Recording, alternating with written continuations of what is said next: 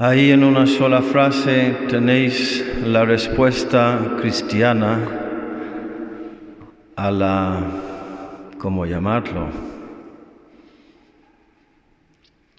Al tema de la reencarnación, que tienes varias, te encarnas y te reencarnas y te reencarnas y puedes tener muchas vidas.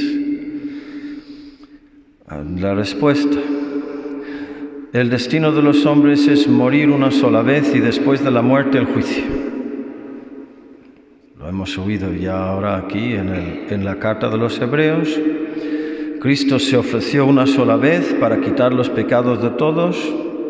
La segunda vez aparecerá sin ninguna relación al pecado para salvar a los que lo esperan, para juzgar a los vivos y a los muertos. Al hombre le es dado vivir y morir una sola vez y después el juicio. Tuve que decir esto una vez a una señora que estaba muy metida en toda esta religiosidad estrambótica de la nueva era. Y no es que había leído muchos libros sobre ese tema, sino que había escrito libros sobre todo eso, la nueva era. Y la pobre se echó a llorar y yo le dije, pero ¿por qué te afecta tanto? Es que andan con cada cosa, yo tengo recuerdos de cuando era una princesa egipcia, 3 siglos antes de Cristo, pues mira, una ficción de tu imaginación. ¿Qué quieres que te diga? Tu alma infundida en tu cuerpo por Dios, nada más nacer y toda tu vida, y luego al final me dijo, llorando, que mi vida ha sido tan desastre y tú me estás diciendo que no voy a tener otra oportunidad. Eso es lo que me dijo una señora divorciada de una cierta edad y por mucho que intentaba decir que no, tú te conviertes, te confiesas, Jesús te perdona, ha pagado el precio de todo y todo tu pasado ya no está en manos del demonio. Todo el mal que hayas hecho ya no está en manos del demonio, está en manos de Dios, y Dios saca bien del mal, saque los mejores bienes de los peores males. Tiene ese poder de cambiar tu pasado y darte un futuro nuevo, temporal y eterno. Ábrete a la esperanza, el poder de Dios. No estés miserablemente poniendo tu esperanza en poder morir y volver a nacer. Hazlo ahora, muriendo a tu vida pasada y volviendo a nacer, resucitando a la vida nueva en Cristo. Y no hubo manera. Bueno, pues nada, hay que seguir rezando. Hay que seguir rezando. A veces hay que saber perder batallas para ganar la guerra. No rendirnos nunca tirar la toalla con las personas.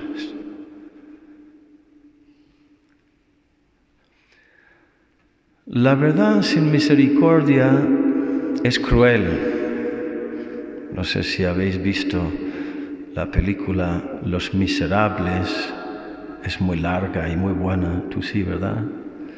Pues uno de los temas es eso, la verdad sin la misericordia, la justicia, uno que vive según la justicia.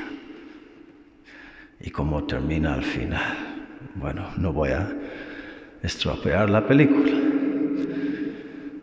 Pero la misericordia en verdad también es cruel, porque si no hay conversión, no podemos entrar en el reino de los cielos y hay que convertirse a la verdad que es Cristo.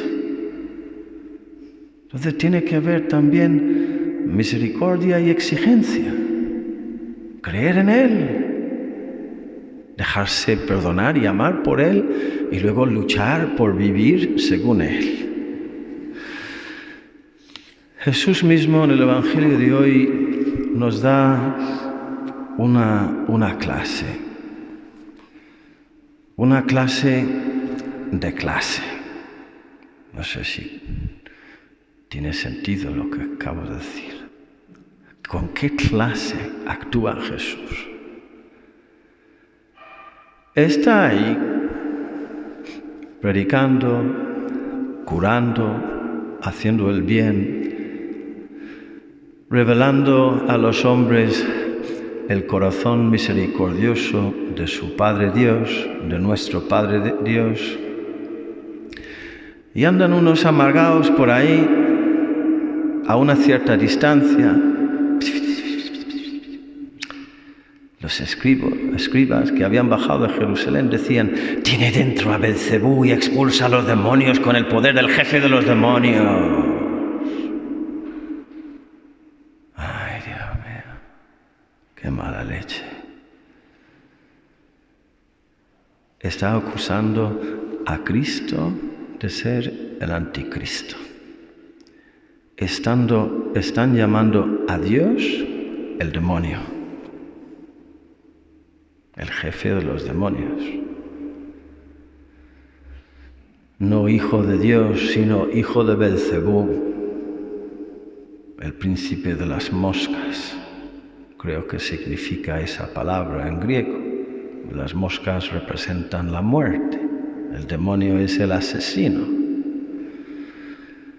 ¿Y qué hace Jesús? Ya sé yo lo que hubiera hecho yo. ¿Pero qué hace Jesús? Él los invitó a acercarse. Normalmente es lo último que queremos, acercarme a esa gentuza o que esa gentuza se acerque a mí. Y les hablaba en parábolas y se pone a razonar con ellos y a explicarles, a dar respuesta a sus argumentos. ¿Cómo va a echar Satanás a Satanás? Hombre, piensa un poco más. Un reino dividido internamente no puede subsistir. Una familia dividida no puede subsistir. Divide y vencerás. Con esto Jesús está diciendo que entre los poderes del infierno hay una cierta armonía para procurar la destrucción de los hombres, de las almas. Funcionan con una cierta coordinación. Si Satanás se rebela contra sí mismo para hacerse la guerra, no puede subsistir, está perdido. Y luego dice Jesús: nadie puede meterse en casa de un hombre forzudo para arramblar con su ajuar. Si primero no lo ata, entonces podrá arramblar con la casa. Y ahí está diciendo Jesús: yo soy el hombre fuerte que entra en la casa de Satanás para romper el dominio que tiene sobre vosotros. Soy yo, más fuerte que Satanás, el que va a liberar a los que él tiene dominados. Y luego pasa a la parte más fuerte, les avisa. ¿En qué tono de voz?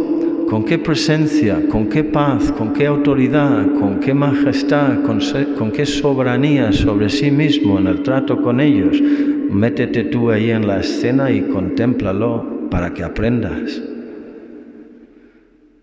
En verdad os digo, todo se les podrá perdonar a los hombres, los pecados y cualquier blasfemia que digan. Pero el que blasfeme contra el Espíritu Santo, o sea, el que llame a Dios Satanás, el que trata a Dios como si fuera su enemigo, porque Satanás significa enemigo, rechazando constantemente y siempre y hasta el final, no tendrá perdón jamás, cargará con su pecado para siempre. Se refería a los que decían que él tenía dentro un espíritu inmundo. Pues eso, queridos hermanos, allí lo tenéis, la misericordia y la verdad, y la paz y la paciencia y la caridad. Hoy estamos celebrando la fiesta de San Ildefonso, defensor de la virginidad de María, que ya estaba atacada en aquel tiempo, en el siglo VII. Al hombre impuro siempre le cuesta aceptar las enseñanzas de la pureza. Y me vienen a la mente dos ejemplos que también nos dicen algo de este tema, de cómo hay que vivir este equilibrio, esta síntesis entre verdad y misericordia, entre valentía y mansedumbre. Y un ejemplo es el de San Ignacio de Loyola, que fue un hombre tremendo, o sea, un vasco clásico, un hombre... las cosas que podría contar y que a lo mejor ya sabéis de San Ignacio, que era una bestia de hombre y muy violento, y con una capacidad de sufrir que parece más allá de lo humano. Pues total que se cruzó con un musulmán. Iba camino creo que ya a Montserrat, en Barcelona, para rezar para el santuario de la Virgen. Ya había vivido la conversión, los inicios de la conversión, había tenido experiencias muy fuertes. Y coincidió con un musulmán por el camino y el musulmán puso en duda la virginidad de María. Y discutieron y se separaron. Y San Ignacio, que iba por el camino con la mula, empezó a darle vueltas, que no hay derecho, pero con lo que ha dicho este hombre, que ha puesto en duda el honor de la Virgen Santísima, el sinvergüenza, y ya sabes cómo nos ponemos. Entonces se dio la vuelta con la mula y fue corriendo detrás del musulmán para matarle. Llegó a un cruce y dejó rienda suelta a la mula, hizo una oración a Dios. Si la mula escoge el camino por donde ha ido el musulmán, ya sabré que tú quieres, Señor mío, que le mate por amor a tu madre. Y si la mula elige el otro camino, ya sabré que tú eso no quieres. Y menos mal que la mula fue por el otro camino y llegó a Montserrat, y ahí San Ignacio, después de unos días de retiro y silencio y penitencia, entregó a la Virgen para siempre su espada y su vida. Y siendo ya un hombre manso y sabio, con el corazón de Cristo, humilde y manso y fuerte, mira lo que hizo en la Iglesia, San Ignacio de Loyola, uno de los grandes. Y la otra historia, el otro ejemplo, es del padre Henry, que un día estaba en el hospital y estaba hablando con los familiares de un paciente y teniendo la batalla de siempre de dejarle dar los últimos sacramentos al enfermo y los familiares que se oponen. Y no sé cómo surgió en la conversación el nombre de la Santísima Virgen María, Madre de Dios y Madre nuestra. Y una señora que estuvo ahí, dijo el padre Henry después, pronunció la blasfemia más grosera, más fea, más sucia, más violenta que jamás he oído en mi vida y que no era capaz de imaginar. Lo que hay que aguantar. Y contaba él, me sentí arrebatado por dos fuerzas. Un volcán interior de furia hacia ella. ¿Cómo se atreve usted a decir eso de nuestra madre? Pero al mismo instante, otra fuerza que le arranca y le saca de ahí y le empuja a la capilla para ponerse de rodillas delante de la imagen de nuestra madre y ahí hacer oraciones de reparación a ella por esta pobre mujer. Pues eso no es cobardía, esa no es huida, esa es valentía. Y yo sé que vosotros también sufrís muchas humillaciones, muchas burlas, muchas torpezas muy feas. Y hoy conviene que sepáis que viviendo esto como Jesús, con paz, con paciencia, aunque no tengas la última palabra, aunque pierdas la discusión, aunque te hagan sufrir y aunque tengas sensación de fracaso no tiene nada. Porque con las burlas y desprecios sufridos con amor, Jesucristo nos salvó y ahí es donde te encuentras tú, defendiéndole a Él y defendiendo a nuestra Madre. Que así sea.